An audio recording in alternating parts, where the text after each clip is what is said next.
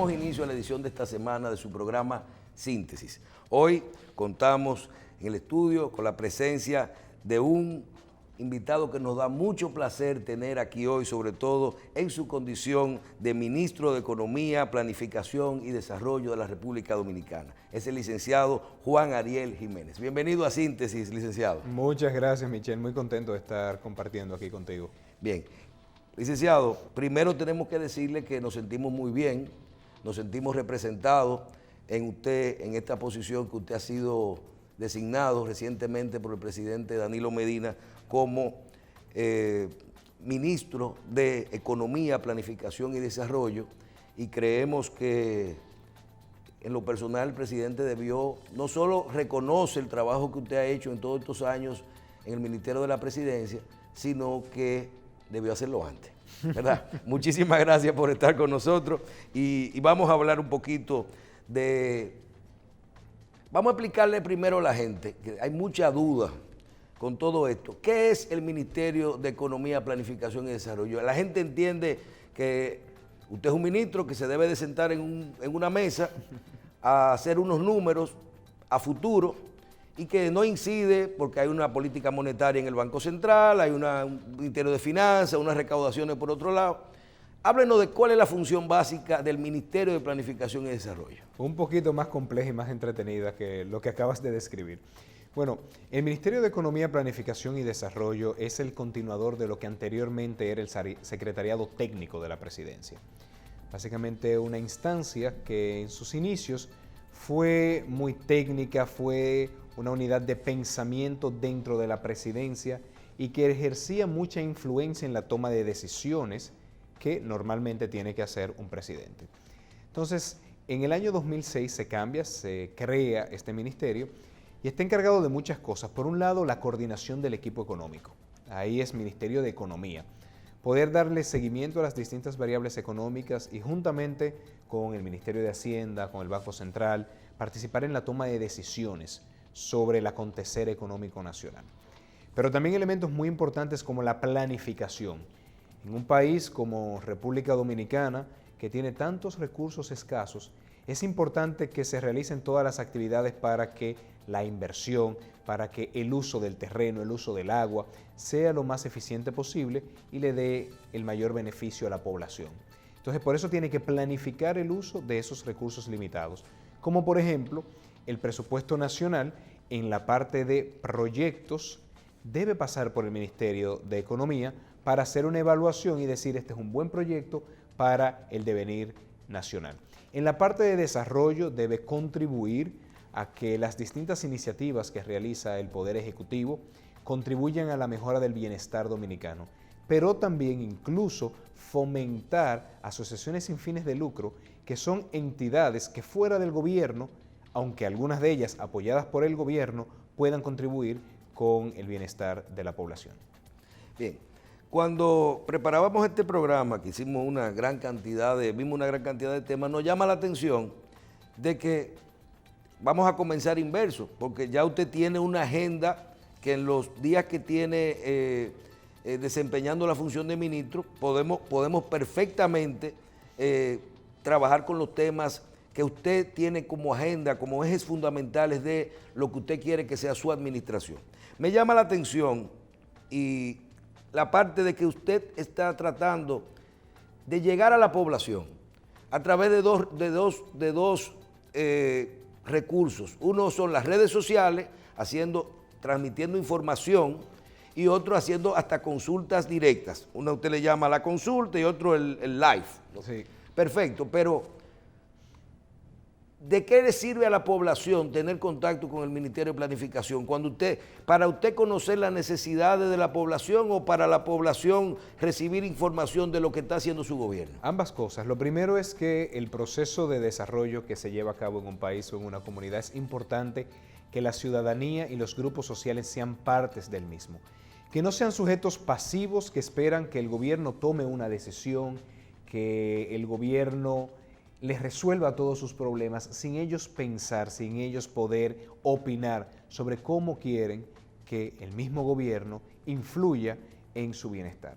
Entonces, por eso nosotros estamos trabajando en involucrar a la ciudadanía en las grandes tomas de decisiones sobre las reformas estructurales que se deben hacer, sobre las distintas iniciativas que nosotros llevamos a cabo. Por ejemplo, con el tema del relanzamiento del Fondo de Investigación Económica y Social. Que es uno de los ejes que usted tiene. Que es un eje prioritario. Que sean los mismos jóvenes que digan, si fuesen a invitarme a ser investigador, ¿cómo deberían hacerlo? Y así, en lugar del gobierno ser un sabelotodo distante que toma decisión por todo el mundo, que sean los propios ciudadanos que puedan decidir, así me quiero involucrar en este proceso.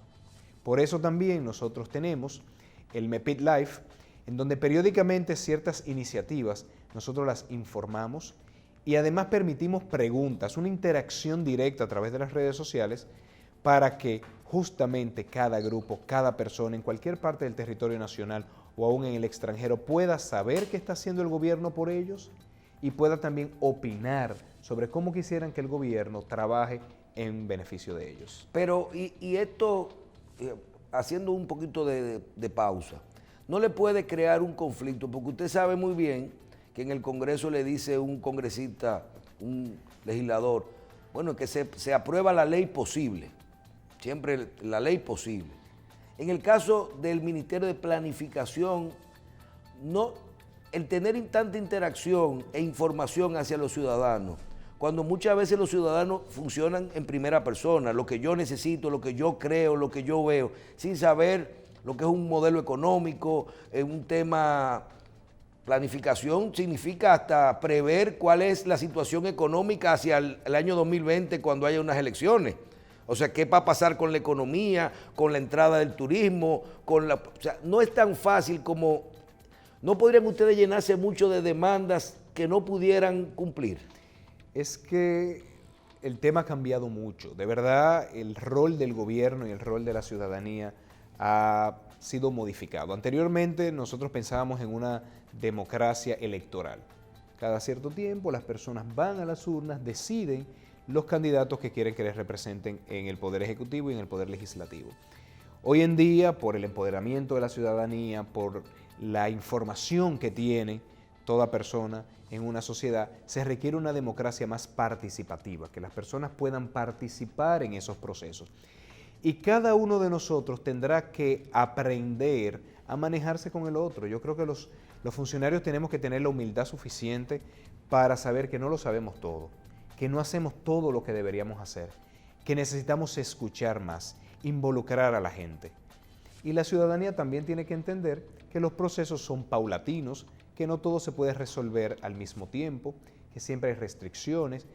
Pero ¿qué necesita la ciudadanía para sentirse cómoda con estos procesos? Información, comunicación, interactuar con los que están tomando decisiones por ellos. Entonces, por eso es que tenemos que aprender a gobernar de una forma diferente, aprender a gobernar con mucho más alianzas con los sectores, de la mano con la gente. Y puedo poner un sinnúmero de ejemplos donde eso ha dado resultado. Yo, al entrar al gobierno, participé en el Pacto Educativo. El Pacto Educativo permitió que cada ciudadano... Que fue el único que se pudo firmar. Bueno, precisamente, dado el interés que tenían las personas en este país por el tema educativo, se involucraron de una forma impresionante. Que rompieron los intereses. Sí, claro, porque en un contexto así, no era fácil para un gremio decir algo porque tenía a los padres de frente. La presión social. La presión social.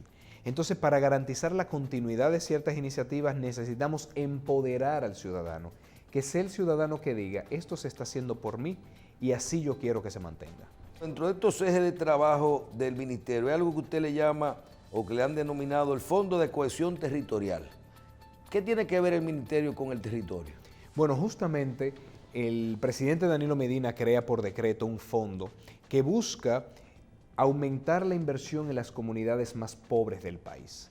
Busca revertir esa desigualdad que hay, digamos, entre Oviedo, en Pedernales, entre el Manzanillo, Pepillo Salcedo, en Montecristi y el Distrito Nacional.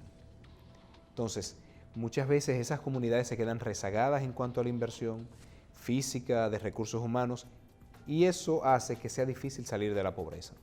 Y por eso se crea este Fondo de Cohesión Territorial en el que el Ministerio de Economía es un articulador de una serie de inversiones públicas y eventualmente incluso privadas y de la cooperación internacional para impactar ese territorio. Y ahí es clave que vamos a estar también interactuando mucho con la sociedad local. Ahí nosotros estamos pensando ir a las comunidades, discutir con ellas cuáles son sus necesidades, porque no lo sabemos de antemano, porque tenemos que tener la humildad de reconocer que el otro sabe mucho mejor qué necesita y cómo quiere la solución. Entonces estaremos interactuando con la población, decidiendo las inversiones que necesita su comunidad y la priorización de las inversiones, pero también involucrarlos en ese proceso de desarrollo, digamos, de la infraestructura, y también involucrarlos en la sostenibilidad, en el mantenimiento de esas obras que se estarán desarrollando. Hay una parte legal importante y parece ser que para poder continuar con muchos de estos proyectos que uno tiene la presidencia, el mismo gobierno y el ministerio, vemos que ustedes están impulsando algunas leyes. Háblenos un poquito de esto. Por ejemplo, podríamos hablar de la alianza público-privada, que creo que está entre estas, vi una participación suya hablando de la alianza público-privada. ¿Y qué otros proyectos tenemos en el Congreso? La misma ley de agua. Háblenos de eso, que son impulsadas por ustedes a través de una planificación necesaria, pero sin el marco legal no lo podemos aplicar. Precisamente, cuando nosotros vemos el desempeño de la economía dominicana ha sido satisfactorio. La economía normalmente crece, baja la inflación, pero tenemos que pensar hacia futuro, tenemos que prever los retos que vamos a enfrentar y tenemos que reinventarnos como sociedad.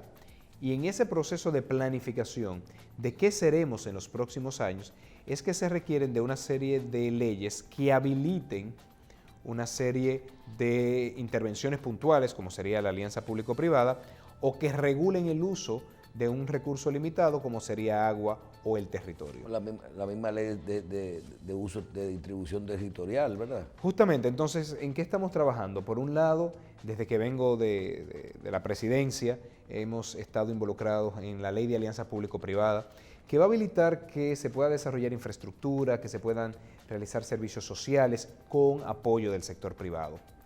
Entonces, eso facilitará el desarrollo de esas obras que son tan necesarias, porque el gobierno no lo puede hacer todo, ni lo debe hacer todo. Pero también estamos trabajando en la modificación de la Ley de Seguridad Social, que permitirá la incorporación de muchas personas que están ahora mismo en la informalidad. Que vi que la dividieron en dos etapas Hasta para momento, poder sí, hacer algo posible. Exactamente, tenemos que irnos a la reforma posible. Por un lado, una ley que cierra el IDSS, el Instituto Dominicano de Seguros Sociales, que aumenta los beneficios de los afiliados en el régimen de aseguramiento ante riesgos laborales. Entonces, esa ley, que ya fue aprobada en el Senado, está ahora mismo en la Cámara de Diputados. Esa ley la he venido trabajando desde que estaba en presidencia. Y también una ley que busca reducir los recargos y las moras por retrasos en la cotización del sistema de seguridad social. Eso permitirá que más de 150,000 personas y sus familias sean afiliados, por ejemplo, al seguro de salud.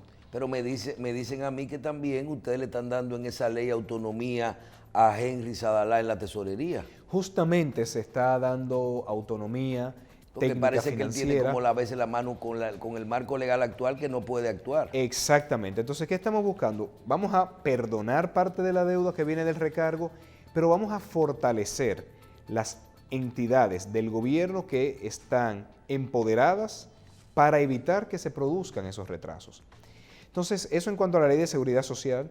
Por otro lado, también nosotros estamos trabajando la Ley de Cualificaciones, que busca ordenar el sistema para facilitar el aprendizaje a lo largo de la vida de los estudiantes, que puedan con mucho mayor agilidad poder transitar entre subsistemas, poder ir de un nivel a otro, y eso terminará mejorando su empleabilidad.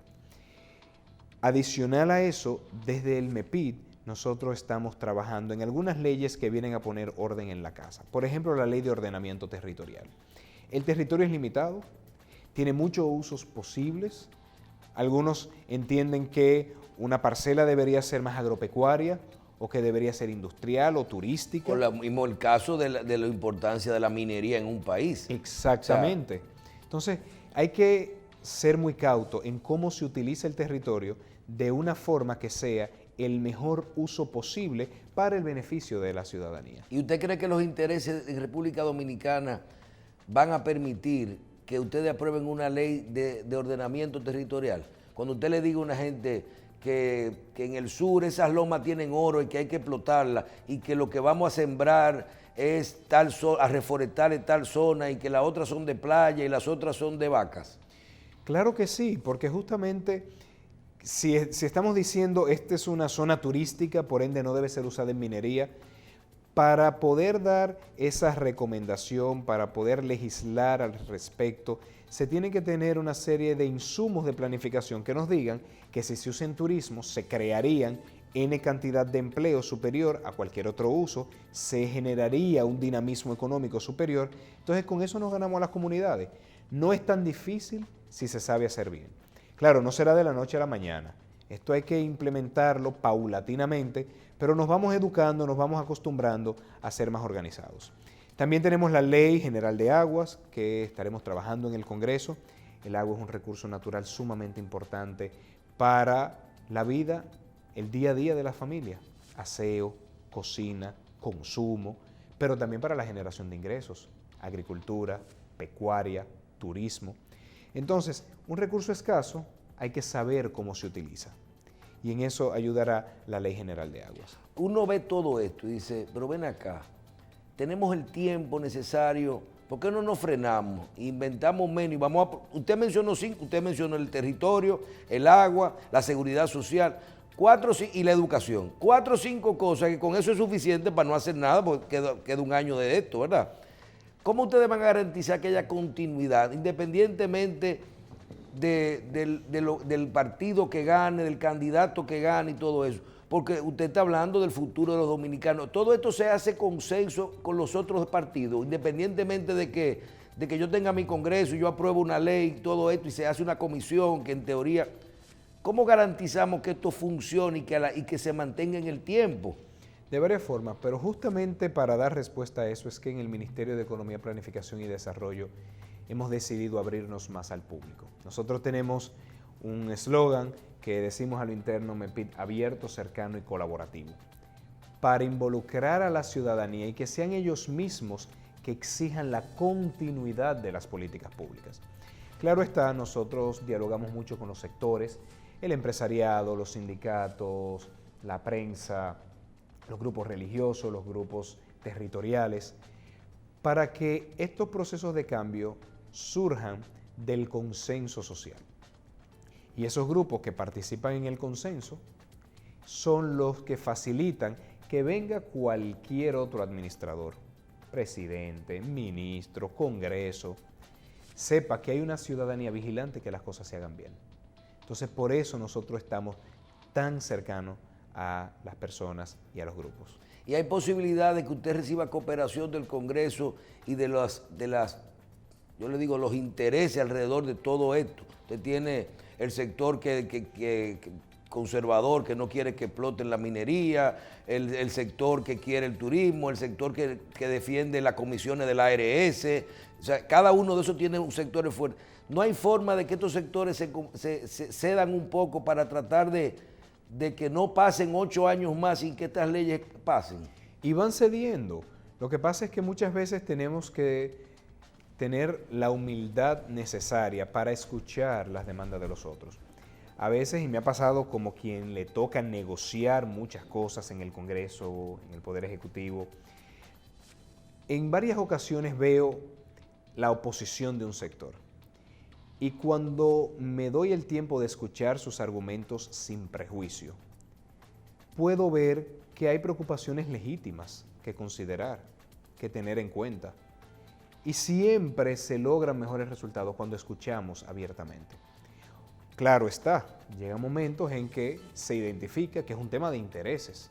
Y ahí, entonces uno tiene que buscar la coalición que facilita la aprobación de una ley. Y el bien común, reforma. me imagino. Claro que sí, siempre pensando en el bien común, sabiendo que el proceso de desarrollo genera ganadores y perdedores aquí en cualquier parte del mundo. Lo que tenemos es que buscar cómo hacemos una articulación para que esos perdedores puedan ver otros espacios donde pueden ganar, otras oportunidades que se generan a raíz de la reforma y que los ganadores puedan ver que estas iniciativas redundan en el beneficio de ellos. ¿Qué buscamos? Que los ganadores sean la población, las familias, las comunidades. Recuerdo luego, después de la crisis bancaria que se originó en República Dominicana en el 2003, 2004, que se crearon una serie de normas bancarias y todo esto. Y en lo que tiene que ver con la economía se crea el déficit cuasi fiscal. En el Banco Central se origina una deuda y yo veo que dicen no, porque ese se va a desmontar todos los años con 10.000 millones de pesos, 7.000, no recuerdo en el momento, o eventualmente esa deuda habrá que pasar la Hacienda. Me acuerdo que eso era, pero había una planificación, una discusión entre una cosa y la otra. Lo mismo lo vivimos con la Estrategia Nacional de Desarrollo. Se crea una ley con tres pactos fundamentales: el pacto a la educación, el pacto el pacto fiscal y el pacto eléctrico. Hoy, años después, luego de que la gente se empoderara, como usted mencionó anteriormente, con la parte del 4%, y ahí se aprobó el pacto de la educación, pero no tenemos ni un pacto eléctrico ni un pacto fiscal. Por otro lado, veo que se aprueba una ley de lavado, una modificación a la ley de lavado, se habla de una modificación al marco legal de hacer unas leyes para poder hacer luego un pacto fiscal, y luego del proceso de elecciones, por cualquier tema electoral nunca se dan procesos de pactos fiscales. Y veo que usted incluye en su agenda como un eje ODS y Estrategia Nacional de Desarrollo. ¿No sería luchar con algo que tiene años sin poder avanzar, o realmente esto incluye, usted se hizo el propósito de poder impulsar y terminar este tema de temas que nunca se terminan? Yo creo que esa pregunta, que por cierto me encanta, permite entender por qué vamos a estar priorizando estos temas. Primero que nada, en muchas áreas de la Estrategia Nacional de Desarrollo hemos tenido grandes avances. Lo que pasa es que tenemos que comunicarlo a la población y muchas veces no se hace. Porque no son 3 nada más, no son los 3 pactos, esa no es la estrategia. La Estrategia Nacional de Desarrollo es mucho más que 3 pactos. Los 3 pactos serían, digamos, 3 artículos de una ley que tiene decenas y decenas de artículos y que tiene metas en todos los órdenes: educación, salud, macroeconomía, producción, turismo, competitividad, telecomunicaciones, medio ambiente, cambio climático. O sea, es un pacto muy complejo. Hay muchos avances en varias de esas áreas que nosotros tenemos que evaluar, que hemos avanzado y por qué avanzamos. Por el contrario, aquellas áreas, aquellos indicadores donde tengamos retrasos, tenemos que ver por qué no hemos tenido todo el progreso que se previó en la estrategia. Hacer esa evaluación crítica que luego permitirá diseñar mejores políticas públicas para corregir esa situación. Justamente la evaluación de mediano plazo de la Estrategia Nacional de Desarrollo, 10 años después de haber sido aprobada o diseñada, por así decirlo. Y 10 años antes del 30, más o menos. Y 10 años antes del 30, sí, exactamente, porque hay muchas metas al 2030. Se aprobó en el 2012, pero desde el 2010 estaba diseñada, entonces estamos justamente a la mitad. Vamos a tomarnos una pausa y pensar en el futuro cómo lo haremos. Igual con los Objetivos de Desarrollo Sostenible, que es la agenda de desarrollo que se está impulsando a nivel internacional, ver de una forma objetiva qué debemos hacer para conseguir esas metas. La ODS, los Objetivos de Desarrollo Sostenible, van acorde, machan, ¿verdad?, con nuestra Estrategia Nacional de Desarrollo. Claro que sí. Hay una alta relación, perfectamente, ya lo hemos estudiado en el Ministerio. Hay una alta relación entre los Objetivos de Desarrollo Sostenible y las líneas de acción y los objetivos de la Estrategia Nacional de Desarrollo. Obviamente la estrategia tiene elementos que no han sido contemplados en los ODS, pero casi todos los ODS están ya subsumidos dentro de la estrategia. Ok. El Ministerio entonces se aboca a poder seguir informando y buscando consenso para lograr que se cumpla la Estrategia Nacional de Desarrollo. Así es. Tenemos que involucrar en todos estos aspectos que usted ha mencionado.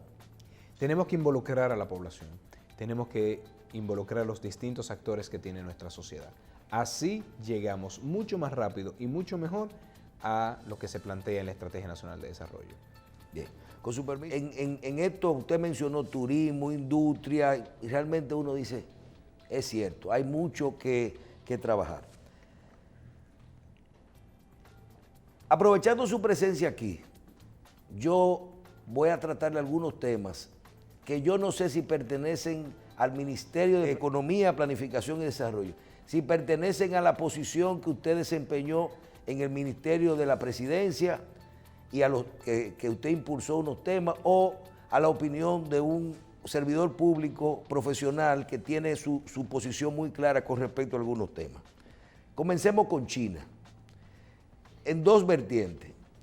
Preocupación, usted fue no solo la persona que trabajó en este acuerdo de República Dominicana con China, sino fue la persona que fue designado como encargado de manejar la negociación y las relaciones con China, hablando de forma transparente. Hoy tenemos, háblenos de el año y pico ya que tenemos de relaciones con China. Tenemos recientemente declaraciones de la embajadora de los Estados Unidos en este tema en República Dominicana, y háblenos de la preocupación que usted también como economista, viendo lo que es la parte internacional de la República Dominicana con este problema de esa discusión comercial que tienen China y Estados Unidos con relación a sus aranceles y su discusión que hay ahí. Si eso podría tener, ya comenzaron a meterse en lo que tiene que ver con la relación con República Dominicana. China, licenciado. Claro, bueno, la decisión de establecer relaciones diplomáticas con China fue muy acertada. Es lo que hace sentido a nivel histórico, pero también es lo que más le conviene al país en el presente y en el futuro. China es la segunda economía más grande del mundo, es el país con mayor cantidad de habitantes y además es una de las economías de mayor dinamismo que tiene nuestro planeta. Claro está, hay que tener las expectativas controladas y saber que, como toda nueva relación, toma tiempo ir conociendo a la contraparte. Toma tiempo ir identificando los mecanismos específicos a través de los cuales la relación con China se traducirá en logros específicos en materia de generación de empleo, de aumento de las exportaciones, de recepción de inversión extranjera directa.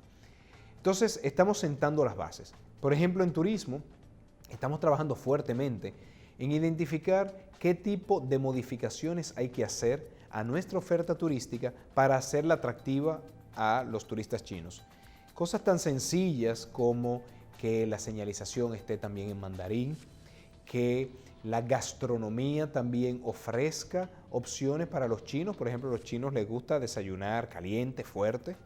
Entonces, todas esas cosas las tenemos que identificar. Está creciendo mucho la llegada de chinos en el país, poder agilizar el tema de visados. O sea, estamos preparando la casa.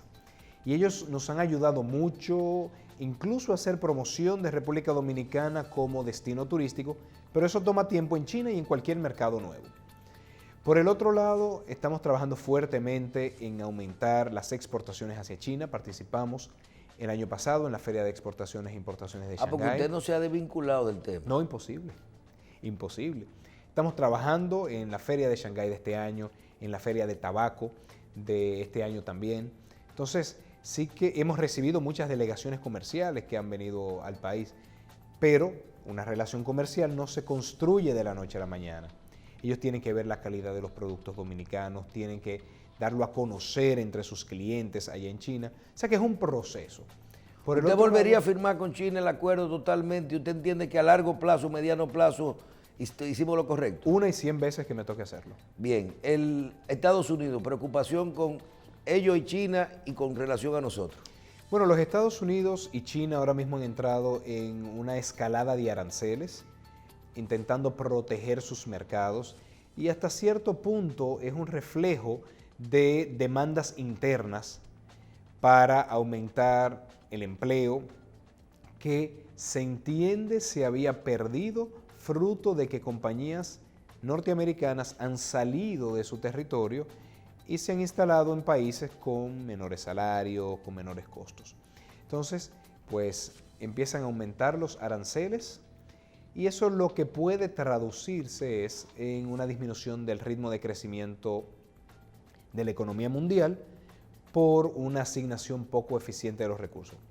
Básicamente, la liberalización del comercio permite que cada país se especialice en lo que mejor sabe hacer. Eso es lo que nosotros los economistas le llamamos ventaja comparativa.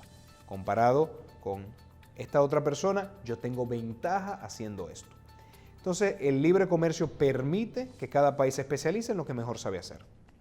Cuando ponemos aranceles, limitamos esa capacidad de asignación de recursos de forma eficiente y baja el ritmo de crecimiento. En ningún caso, digamos, a menos que ya las cosas lleguen a extremo, provoca recesión. Normalmente lo que provoca es disminución del ritmo de crecimiento.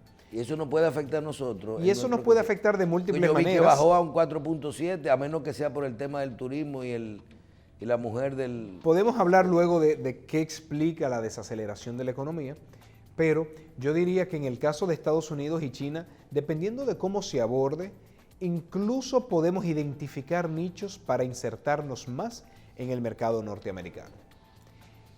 Si quiere hablar de la economía dominicana, de que creció 4.7. Sí, por eso le pregunto, ¿tiene que ver con lo que está pasando fuera o tiene que ver con las habitaciones que se cancelaron aquí en ese proceso? Siempre hay múltiples factores que lo explican, pero básicamente el año pasado, 2018, crecimos mucho. Fue un 7% de crecimiento. Fuimos de los 10 países del mundo que más creció. Entonces, es normal que frente a un crecimiento tan alto, nosotros veamos un 4.7 como decepcionante, pero hay países que un 4.7 sería una revolución económica. Entonces, lo que estamos viendo es que el consumo privado y que la inversión privada están moderando su ritmo de crecimiento, pero es difícil decir se debe a este factor específicamente o a este otro. Sin embargo, yo me quejo, porque yo, por ejemplo, aunque yo recibo los presupuestos en detalle y los analizo todos los años, pero yo también recibo un paquito que ustedes preparan en el gobierno que le dice a la gente lo que es el presupuesto ciudadano, ¿verdad? Se informa, inclusive hay uno que es para entender los niños y los jóvenes y todo eso. Cuando yo veo el presupuesto ciudadano y yo digo, pero ven acá, aquí puede entrar la planificación. Y usted está hablando de informarle a la gente. Como vemos aquí, presupuesto del 2019. Y yo siempre digo que yo recibo esto a finales del 18, terminando desde que lo aprueban el presupuesto del año. Y me llama mucho siempre la atención esta página, que son los indicadores que se toman como referencia para poder hacer un presupuesto, que son el precio del petróleo, el crecimiento del Producto Interno Bruto, la tasa de cambio y la inflación. Pero, por ejemplo, yo estoy viendo, aquí hay una alarma con el tema del dólar. Pero ustedes previeron que el dólar podía cerrar a un 52.18, como vimos ahí en pantalla. Y vemos que se presupuestó, hay un miedo con que crecimos un 4.7, porque como hay que endeudarse para poder despegarnos del 50% del PIB, ¿verdad? Los economistas dicen, pero es que ahora no va a haber crecimiento suficiente y el endeudamiento va a superar el 50% del PIB. Pero ahí vemos en pantalla que ustedes contemplan un 5% de Producto Interno Bruto, no un 7%, desde el año pasado. Sí, es normal. Un barril de petróleo, 62, y una inflación que creo que estamos por debajo de lo que hay ahí. ¿Qué pasa? El problema es el modelo económico que nosotros tenemos, un modelo económico que tal vez el dominicano no lo entiende o que es un modelo económico riesgoso. La necesidad realmente ya de hacer una reforma fiscal, independientemente de las estrategias de todo esto, de hacer un pacto fiscal y de sincerizar nuestra economía. Hablen un poquito de la economía dominicana y de estos aspectos que, por un lado, uno dice, pero todo estaba planificado de una forma, y por otro lado, uno dice, debo de tener miedo. Hay un problema con nuestro modelo económico, hay un exceso de endeudamiento, hay las condiciones internacionales de la economía nos pueden dañar el crecimiento y eso nos puede dañar nuestra tranquilidad. Para nada, yo creo que hay que tener optimismo de que la economía dominicana es muy dinámica y tenemos que tener un optimismo con precaución de que ese dinamismo que tiene la economía normalmente es frágil, puede ser afectado por decisiones y factores internacionales, por cambio climático, y por eso en el equipo económico nos mantenemos siempre muy atentos a qué está pasando. La economía dominicana, si la vemos en las últimas décadas, ha crecido por encima del 5%. Somos la estrella de crecimiento a nivel de América Latina. Eso no quiere decir que todo está bien. Eso quiere decir que vamos transitando hacia un mejor país.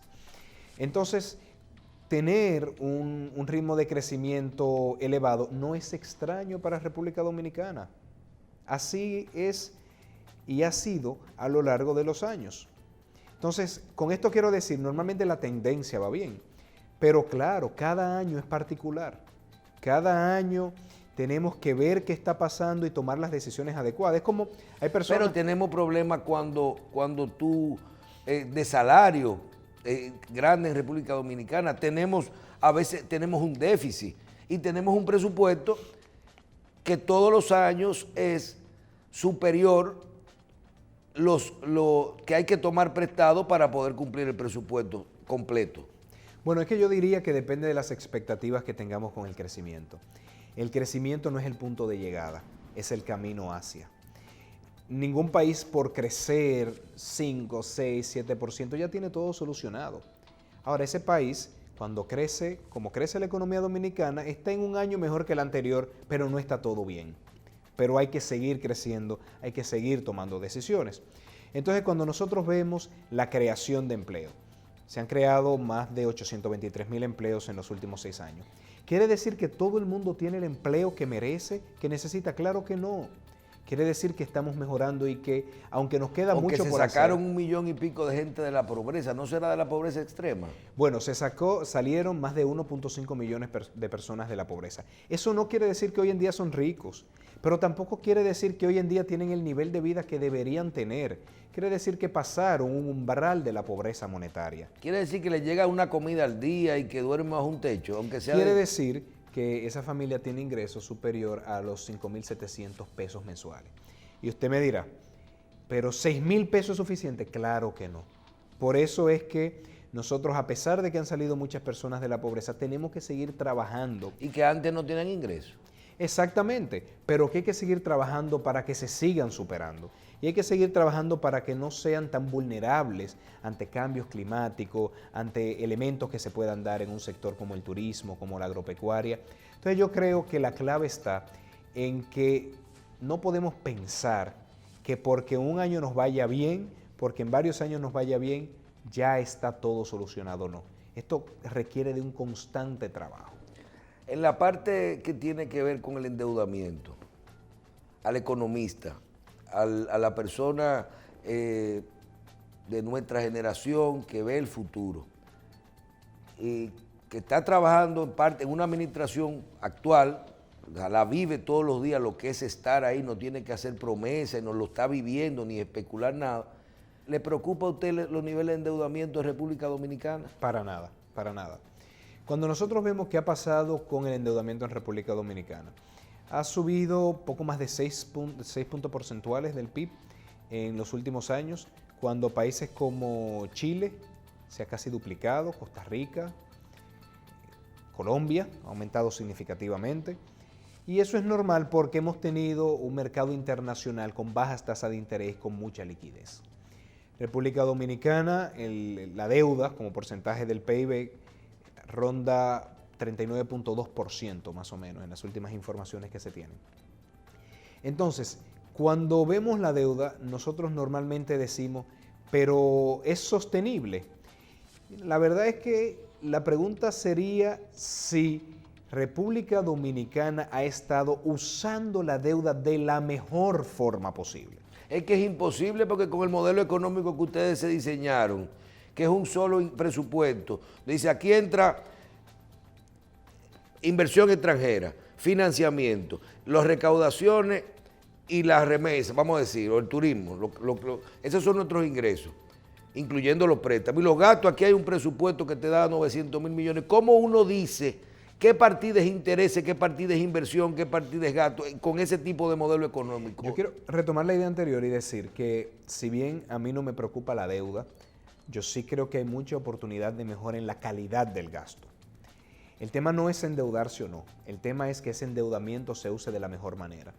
Cuando uno ve una empresa y dice, me voy el año que viene a endeudar 10 millones de pesos, quizás necesite endeudarse 15 o 20. Lo que tenemos que ver es si esa empresa está tomando ese dinero para mejorar su capacidad productiva y el año que viene vender más. Y el año que viene hacer las inversiones para mejorar su productividad. Entonces sí que debo decir que República Dominicana tiene oportunidades de mejora en la calidad del gasto. Siempre es así, pero hemos avanzado mucho en ese sentido. Nos estamos endeudando cada año, pero a pesar de ese endeudamiento, nosotros mantenemos muy controlado el déficit fiscal. Somos de los países que más ha disminuido el déficit en los últimos 6 años, solamente superado por Honduras. Lo que pasa es que no se puede hacer de golpe. No se puede hacer de golpe porque hay necesidades que cubrir. Hay un 4% que asignar. Hay salarios que pagar. Hay construcciones que realizar. Entonces, no podemos esperar de un año a otro un gran brinco en las decisiones de inversión. Ahora, en cuanto al presupuesto, pues obviamente está lo que conocemos como el presupuesto rígido, que normalmente no se modifica y estamos hablando, por ejemplo, de sueldos y salarios. A menos que hagamos un despido masivo, hay que pagar los salarios cada año del Estado. Pero a mí me dicen, licenciado, que entre usted y el presidente están haciendo un plan para terminar este ciclo de este periodo gubernamental, igual como comenzaron con un plan de austeridad. Claro que sí, nosotros estamos implementando medidas de austeridad que eviten que en este escenario preelectoral algunos entes del gobierno se salgan de control. Entonces sí que se están tomando medidas. Recientemente se acaba de emitir una resolución donde se congela el pago de nómina, excepto para situaciones de emergencia o situaciones muy excepcionales que tendrían que ser autorizadas por el presidente de la República. Entonces se están tomando medidas. Lo que tenemos que saber es que nosotros también estamos utilizando ese presupuesto para hacer inversiones fundamentales como las mejoras en educación.